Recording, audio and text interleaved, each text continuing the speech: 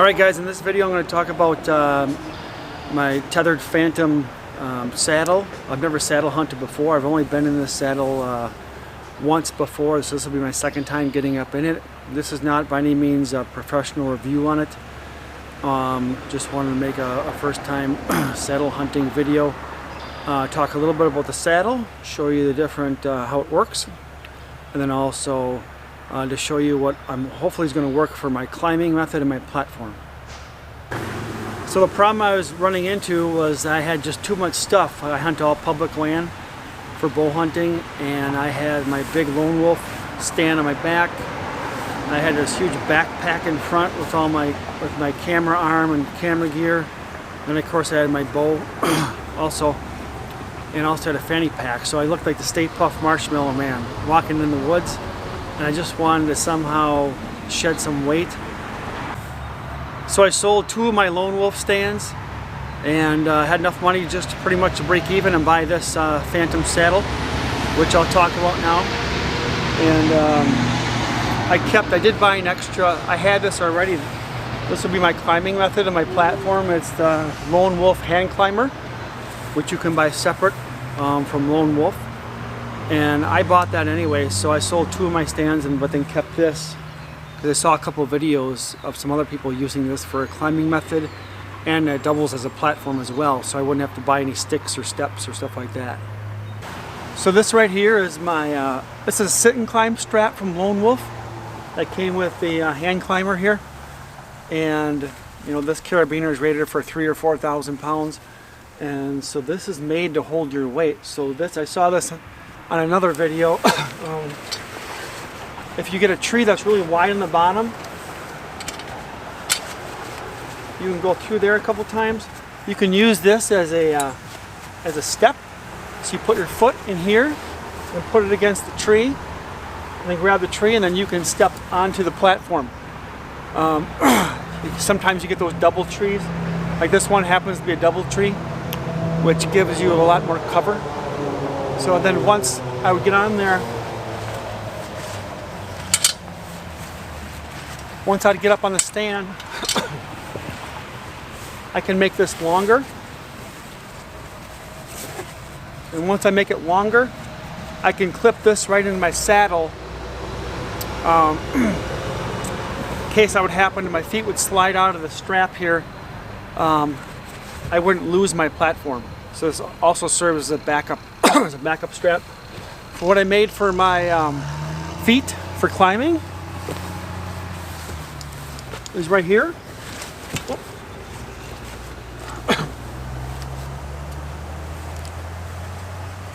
both my boots would just go right under here. I've tried this out before. It works really good. It's a climbing method, and then you climb pretty much almost the same way as you would.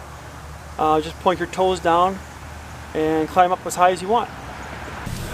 Alright, then once you get to your desired hunting height, I wasn't too crazy about keeping that carabiner, safety carabiner, locked onto my stand when I'm up to height, because I don't want that moving around or flapping around or making noise. So I thought that I have a 2 bungee system that I think will work good.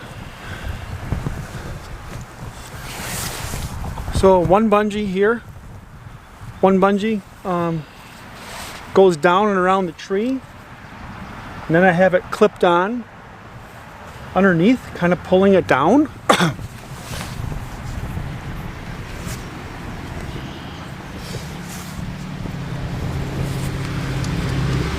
And what that does, if I was saying I took my feet off of the platform, okay, or if I actually kicked it up, normally if this bungee wasn't on there, this thing would fall right to the ground, this platform.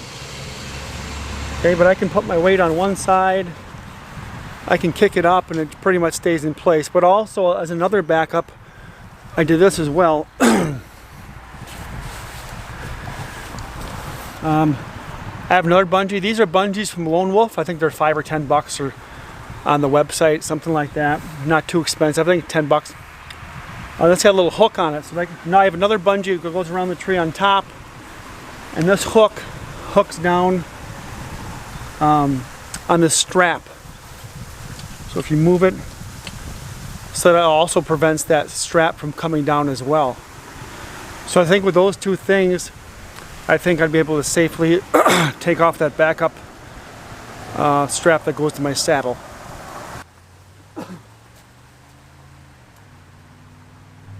So here I'm putting my foot into that strap and then just stepping up. And it works really good if you have a really wide tree with a wide base in the bottom, or if you're in a double tree like this. It worked really good. And then now I'm just unwrapping it around my stand here, and I'll be lengthening it out right now, and then I'll be clipping it onto my saddle shortly.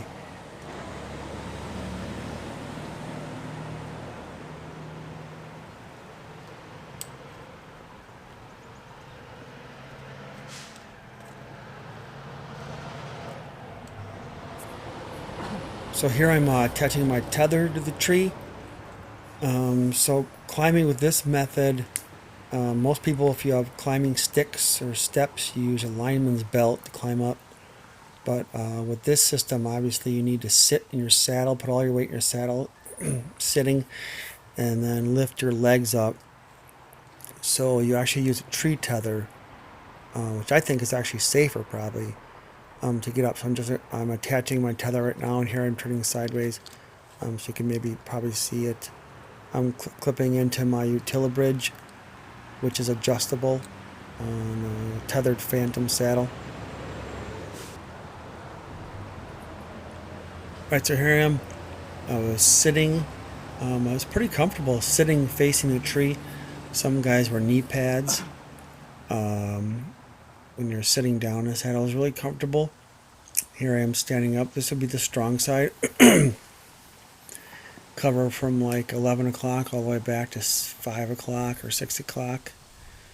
So that would be your strong side, would be less movement. So that's where you're hopefully setting up where you expect the deer to come.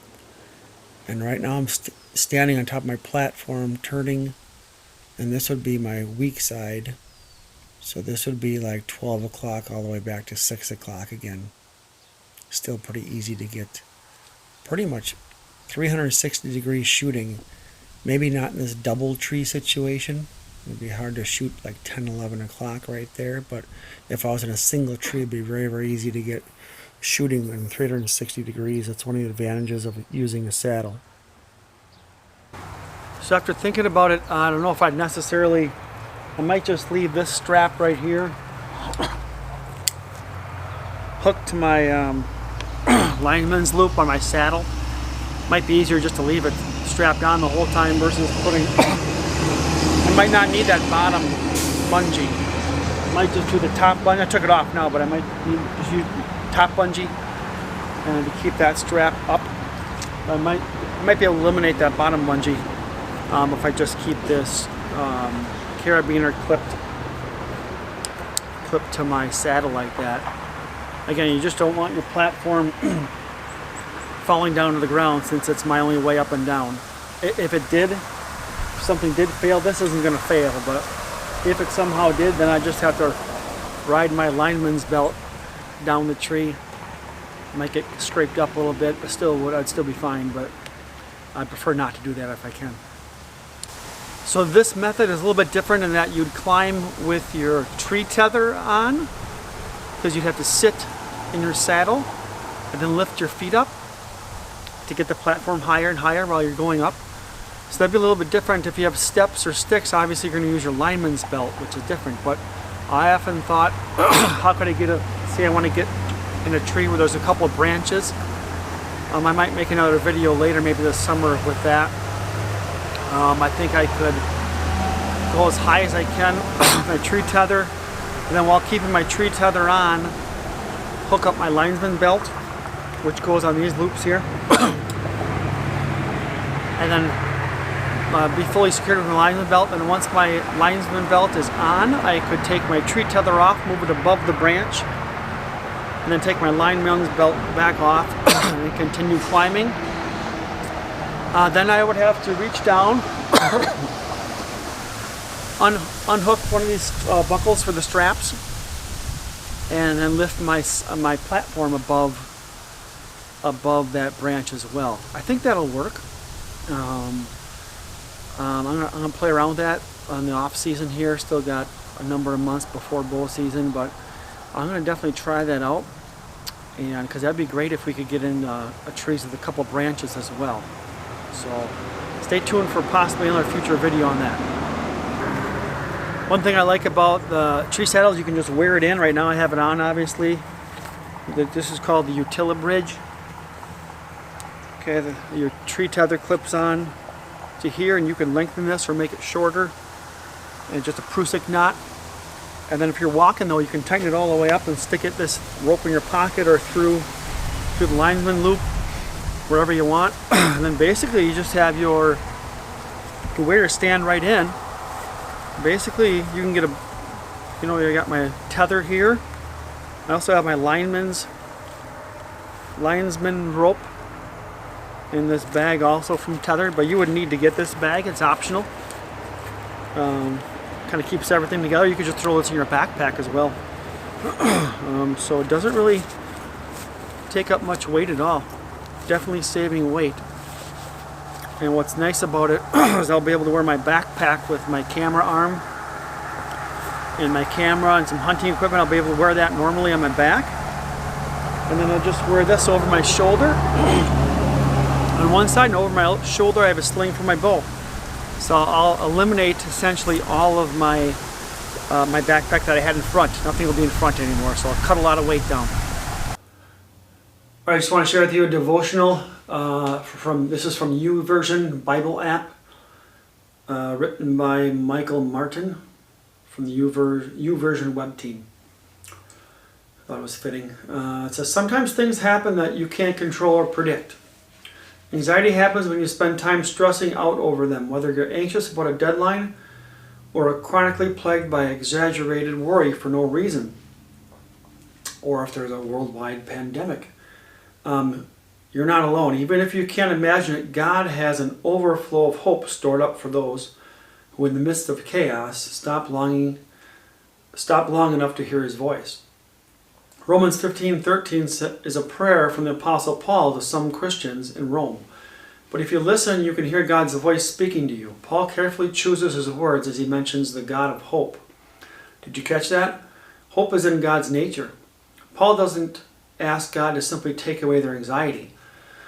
Could God take it away? Of course, but he knew the Romans would be back in the same boat if they didn't change their thinking. Instead, he asked God to fill them with all joy and peace. Because when you're truly filled with joy and peace, there's no room for anxiety. It's still not quite that simple. God could have plugged the Romans into his endless supply of joy and peace, topped off their spiritual tanks, and left absolutely no room for anxiety to hide. But God knew that if they didn't change their mental habits, then joy and peace would eventually give way to anxiety. So, he required one thing before unleashing the joy and peace of heaven. The next part of that sentence says, as you trust in Him. Do you see it now? Trust is the key to the door that's holding back an anxiety-shattered flood of peace and joy. Do you trust God? Not just superficial lip service trust, but the kind of trust that allows you to take your hands off whatever you're grasping tightly. Is trust the magic bullet? No. There's no magic bullet that can instantly remove all traces of deeply rooted biological anxiety. But God is still trustworthy, and trusting in Him leads your mind and spirit to healing. He can be the rock you stand on and cling to as you continue to fight anxiety's grasp on your body. God is worthy of our deepest trust. When you trust Him, He fills you with so much joy and peace that you literally overflow with hope. You might have no idea how that feels, and it might be really tough to trust God. But the essence of faith is stepping out and taking a chance when you don't fully know what will happen next. And then it says at the bottom, can you find the courage to take your hands off those things you're grasping and trust God today? The verse that goes along with it is Romans 15:13, which says, may the God of hope fill you with all joy and peace as you trust in Him, so that you may overflow with the hope by the power of the Holy Spirit. So if that If that's new to you, concept of trusting in Jesus, or you want more information about it, please email us. Leave our email in one of the comments below in the video, and we'd be happy to send you a book that talks more about it.